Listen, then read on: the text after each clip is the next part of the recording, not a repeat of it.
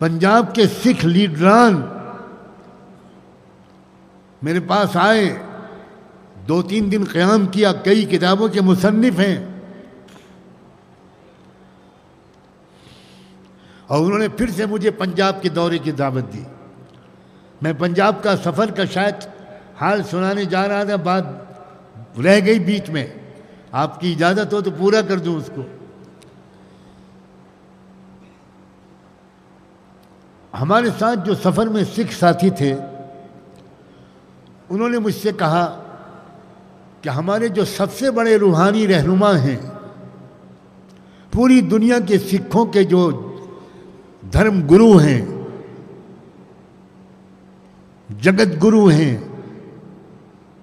جتھے دار ہرپریت سنگھ صاحب، جو امرتسر میں گولڈن ٹیمپل جو سکھوں کا سب سے بڑا عالمی مذہبی روحانی مرکز ہے، ان سے بات کرنا آپ چاہیں گے؟ میں نے کہا بھائی میں تو بہت دل سے چاہتا ہوں، میری بات کرا دو۔ انہوں نے ان کو فون ملایا اور میرا نام لے کر کہا کہ سجاد نعمانی صاحب آئے ہوئے ہیں پنجاب کے دورے پر، وہ آپ سے بات کرنا چاہتے ہیں۔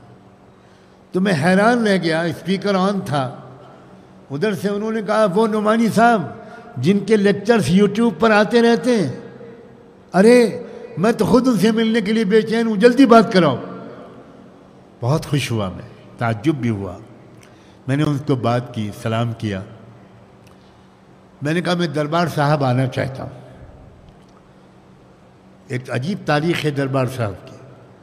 بابا گرو نانک نے دربار صاحب کی بنیاد ایک مسلمان صوفی سے رکھوائی تھی، اور حضرت مولانا رشید احمد گنگوہی کی تحقیق کے مطابق تذکرۃ الرشید میں 2 جگہ آپ پڑھ سکتے ہیں علماء کرام، حضرت مولانا رشید احمد گنگوہی کی تحقیق کے مطابق بابا گرو نانک مسلمان تھے اور داعی اسلام تھے، اور بابا فرید گنج شکر کے خلیفہ تھے۔ تو انہوں نے بہت ہی محبت سے بات کی۔ میں نے کہا کہ میں آپ سے کچھ تفصیلی بات بھی کرنا چاہتا ہوں۔ کہنے لگے میں تو 1 سال سے آپ کو سن رہا ہوں، اور آپ دربار صاحب ضرور آئیں، لیکن تفصیلی بات چیت دربار صاحب میں نہیں ہو پائے گی، میں بہت بزی رہتا ہوں وہاں، آپ میرے گھر پر آ جائیں، وہاں اطمینان سے بات ہو۔ 100 کلومیٹر کا سفر کر کے وہ بھی اپنے گھر پہنچے، میں بھی ان کے گھر پہنچا۔ ان کے بیڈ روم میں تنہائی میں 101 6 گھنٹے میری ان کی بات چیت ہوئی۔ اور میں آپ کو کیا بتاؤں، کیسے کیسے ہیرے بھارت کے سماج میں چھپے ہوئے ہیں۔ 1-1.5 گھنٹے کی گفتگو جب میری ان کی ہو گئی تو انہوں نے اچانک مجھ سے پوچھا کہ نعمانی صاحب آپ کی ایجوکیشن کہاں ہوئی ہے، کہاں پڑھا ہے آپ نے؟ تو میں نے ان سے پوچھا کہ بیچ میں بات روک کر یہ بات آپ کیوں پوچھ رہے ہیں، پہلے یہ بتائیے۔ ان کا میری سمجھ میں نہیں آ رہا، آپ اردو بول رہے ہیں، آپ عربی کی آیتیں پڑھ رہے ہیں، حدیثیں کوٹ کر رہے ہیں، فارسی کے شعر پڑھ رہے ہیں، انگریزی بول رہے ہیں، ہندی بول رہے ہیں، سنسکرت کے ویداس کے منتر اور گیتا کے شلوک کوٹ کر رہے ہیں۔ میں نے کہا کہ میری اصل تعلیم تو انڈیا میں لکھنؤ میں دارالعلوم ندوۃ العلماء ایک بڑا ادارہ ہے وہیں ہوئی۔ اس کے بعد کچھ مہینے میں نے علی گڑھ میں گزارے، 1 سال دیوبند میں گزارا، اس کے بعد میں مدینہ منورہ چلا گیا۔ سنانا کیا چاہتا ہوں عزیزو، مدینہ کا جب نام سنا انہوں نے تو وہ کرسی میں ٹیک لگائے بیٹھے تھے، ادب سے بیٹھ گئے، ٹیک چھوڑ دی اور کہنے لگا آپ مدینے میں آپ مدینے گئے، آپ مدینے گئے۔ عجیب، جیسے کوئی عاشق رسول مدینے کا نام سنے اور تڑپ اٹھے، اس طرح کا ان کا حال ہو گیا۔ پھر پوچھنے لگے جب آپ مدینے میں رہے اتنے سال، تقریباً 8.25 سال، تو مکہ شریف کتنی بار گئے؟ میں نے کہا میں تو اس وقت بالکل نوجوان تھا، تو اکثر ہم ساتھی لوگ ہر مہینے عمرے کے لیے جاتے تھے۔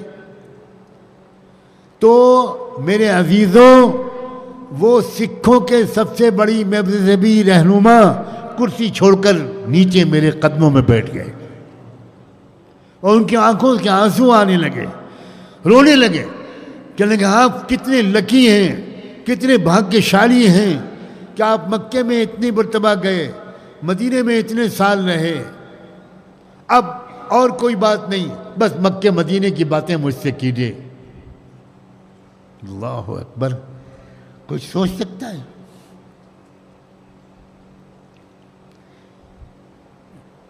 پھر وہ اٹھے، گھر کے اندر گئے اور قرآن مجید کا ایک نسخہ لے کر آئے